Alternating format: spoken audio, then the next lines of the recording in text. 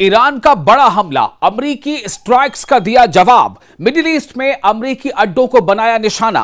खित्ते में कशीदगी खतरनाक सतह तक पहुंच गई, जबकि ईरान ने खलीजी मुल्कों और अक़वाम मुत्तहिदा को भी दे दिया वाज़ेह पैगाम।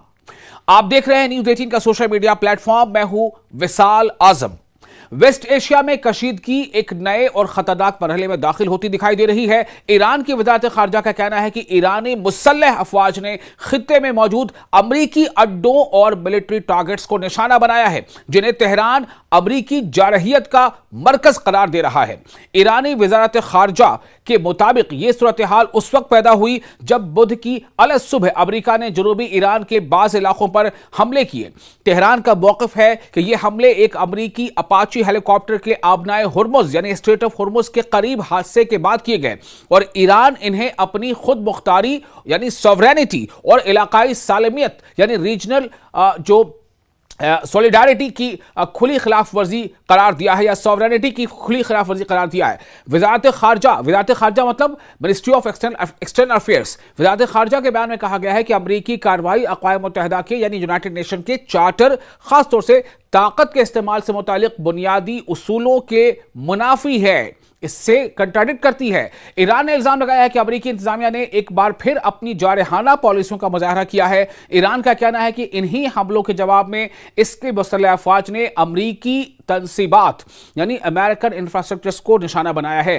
तेहरान के मुताबिक यह कार्रवाई मुल्क के मौरूसी हक दिफा यानी किसी भी मुल्क का जो डिफेंस का हक होता है उसके तहत की गई है। इससे कबल ईरानी पासदाराने इनकलाब ने भी ऐलान किया था कि उन्होंने उर्दन में यानी जॉर्डन में 4 अमरीकी टारगेट्स पर मिसाइल हमले किए और एक F-35 हैंगर को तबाह कर दिया। ईरानी वज़ारत खारजा यानी ईरान के मिनिस्ट्री ऑफ एक्सटर्नल अफेयर्स ने अमरीकी कार्रवाई को फौजी जारहियत करार देते हुए खित्ते के यानी रीजन के तमाम मुल्कों, खासतौर पर खलीज फारस यानी पर्शियन गल्फ के जुनूबी साहिलों पर वाक़ रियासतों को मुतनब्बे किया है।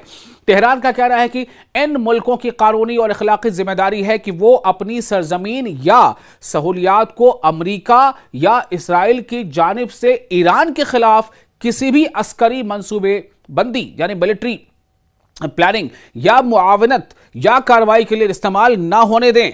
बयान में मजीद कहा गया है कि ईरान अपने दिफा के हक के इस्तेमाल में कोई हिचकिचाहट महसूस नहीं करेगा और अगर उसके खिलाफ मजीद हमले हुए तो उनके जराए, अड्डों और लॉजिस्टिक मराकज़ को भी निशाना बनाया जा सकता है।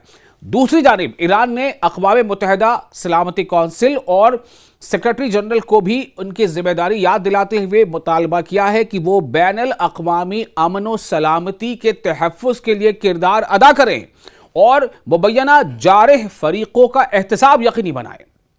इसी तनाज़ुर में ईरानी वज़ीर ख़ारजा अब्बास अराग़ची ने तुर्की के वज़ीर ख़ारजा हाकान फ़िदान और सऊदी वज़ीर ख़ारजा फैसल बिन फ़रहान से भी टेलीफोनिक राब्ते किए। इन गुफ्तगू में खित्ते की ताज़ा सूरत हाल, अमरीकी कार्रवाइयों और बढ़ती हुई कशीदगी पर तबादला ख्याल किया गया। ईरान का मौक़िफ़ वाज़ेह है, वो अमरीकी हमलों को अपनी खुद मुख्तारी के खिलाफ इक़दाम करार देता है और कहता है कि इसके पास जवाब देने का कानूनी हक मौजूद है। तमाम असल सवाल ताहम यह है कि आया ये कशीदगी महदूद रहेगी, लिमिटेड होगी, या फिर खित्ते में और पूरे खित्ते को एक बड़े तसादुम की तरफ धकेल देगी? ये बड़ा सवाल है। आने वाले दिन मशरिक़ वस्ता यानी वेस्ट एशिया या मिडल ईस्ट के लिए इंतहाई अहम साबित हो सकते हैं।